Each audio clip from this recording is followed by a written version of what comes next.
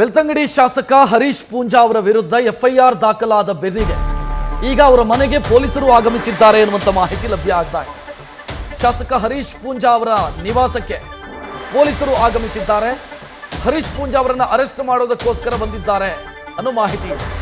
Circle inspector ಸುಬ್ಬಾಪುರ್ Math ಮತ್ತು PSI Chandrashekhar ತಂಡ ಅವರ ನಿವಾಸಕ್ಕೆ ಆಗಮಿಸಿದೆ. ಬೆಳ್ತಂಗಡಿಯ ಗರ್ಡಾಡಿ ಗ್ರಾಮದ ಮಿತ್ತಿಲಾದಲ್ಲಿ ಹರೀಶ್ ಪೂಂಜಾ ಅವರ ಮನೆ ಇದೆ.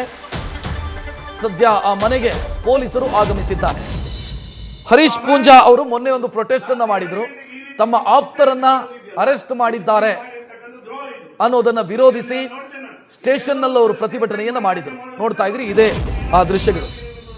ಸ್ಟೇಷನ್ ನಲ್ಲಿ ಪ್ರತಿಭಟನೆ ಮಾಡಿದಂತ ಸಂದರ್ಭದಲ್ಲಿ ಅವರ ವಿರುದ್ಧ ಸರ್ಕಾರಿ ಅಧಿಕಾರಿಗಳ ಕರ್ತವ್ಯಕ್ಕೆ ಅಡ್ಡಿಪಡಿಸಿದಂತ ಆರೋಪದ ಮೇಲೆ ಕೇಸು ದಾಖಲಾಗಿತ್ತು. ಸದ್ಯ ಹರೀಶ್ ಪೂಂಜಾ ಅವರ ನಿವಾಸಕ್ಕೆ ಪೊಲೀಸರು ಆಗಮಿಸಿದ್ದಾರೆ ಎನ್ನುವಂತ ಮಾಹಿತಿ. ನನ್ನ ಕಾರ್ಯಕರ್ತನನ್ನು ನೀವು ಒಬ್ಬ ಅಮಾಯಕನಂತಂದು ರಾತ್ರಿ 2 ಗಂಟೆಗೆ ಈ ರೀತಿ ಚಿತ್ರಹಿಂಸೆ ಕೊಡೋದಿದೆಯಲ್ಲ, ಇದು ನೀವು ಮಾಡಿರ್ತಕ್ಕಂಥ ದ್ರೋಹ. ಇದು ನೀವು ನೋಡ್ತೇನೆ, ನೀವೆಲ್ಲವೂ ಸ್ಟೇಟ್ಮೆಂಟ್ ಮಾಡಿದಂಗೆ ಮಾಡೋದಿದ್ರೆ ನೋಡ್ತೇನೆ. ನಿಮ್ಮ ಇಲಾಖೆ ಹೆಂಗ್ ಮಾಡ್ತೀರಿ ಎಂದು ನೋಡ್ತೀನಿ ನಾನು.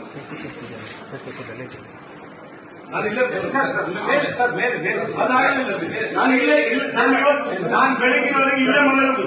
ನನ್ನ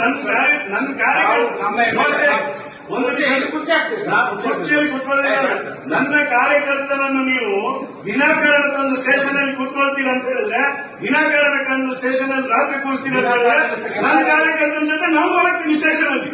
ನನ್ನ ಕಾರ್ಯಕರ್ತನ ಜೊತೆ ಅವನಿಲ್ಲ ರೀ, ನೀವು ಬರ್ತೀರಿ ತುಂಬ ಸ್ಥಳಕ್ಕೆ ಬನ್ನಿ, ಅವನನ್ನು ಕರ್ಕೊಂಡು ಬರ್ತಾರೆ. ಅವನನ್ನು ಕರ್ಕೊಂಡು ಯಾವನೊಬ್ಬ ಹೇಳಿದಾನೆ ಅಂತ ಹೇಳಿ ಯಾವನೊಬ್ಬ ಹೇಳಿದಾನೆ.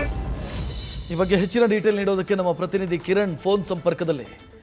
ಕಿರಣ್, ಈಗ ಹರೀಶ್ ಪೂಂಜಾ ವಿರುದ್ಧ 2 ಕೇಸು ದಾಖಲಾಗಿತ್ತು. ಒಂದು ನೀತಿ ಸಂಹಿತೆ ಉಲ್ಲಂಘಿಸಿ ಪ್ರತಿಭಟನೆ ಮಾಡಿದ್ರು ಅಂತ, ಮತ್ತೊಂದು ಸರ್ಕಾರಿ ಅಧಿಕಾರಿಗಳ ಕರ್ತವ್ಯಕ್ಕೆ ಅಡ್ಡಿಪಡಿಸಿದ್ರು ಅಂತ.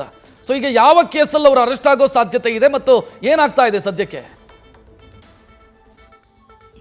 ರಕ್ಷತ್, 2 ಪ್ರಕರಣಗಳು ಬೆಳ್ತಂಗಡಿ ಶಾಸಕ ಹರೀಶ್ ಪೂಂಜಾ ಮೇಲೆ ಇರುವಂತದ್ದು. ಒಂದು, ಪೊಲೀಸ್ ಠಾಣೆಗೆ ನುಗ್ಗಿ ಪೊಲೀಸರಿಗೆ ಒಂದು ಆವಾಜ್ ಹಾಕಿರುವಂತದ್ದು, ಅವರ ಕರ್ತವ್ಯಕ್ಕೆ ಅಡ್ಡಿಪಡಿಸಿರುವಂತದ್ದು. ಇನ್ನೊಂದು, ಬೆದರಿಕೆ ಹಾಕಿರುವಂತಹ ಪ್ರಕರಣ ಅದು. ಹಾಗೇನೆ ನೀತಿ ಸಂಹಿತೆ ಉಲ್ಲಂಘಿಸಿ ಪ್ರತಿಭಟನೆ ನಡೆಸಿರುವಂತದ್ದು, ಯಾವುದೇ ಅನುಮತಿ ಇಲ್ಲದೆ ಪ್ರತಿಭಟನೆ ನಡೆಸಿರುವುದು.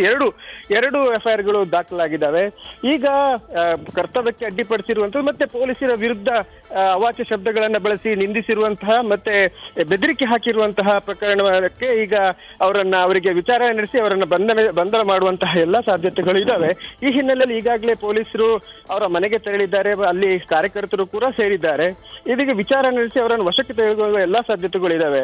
ರಕ್ಷತ್, ಥ್ಯಾಂಕ್ ಯು ಕಿರಣ್ ಮಾಹಿತಿಗೆ.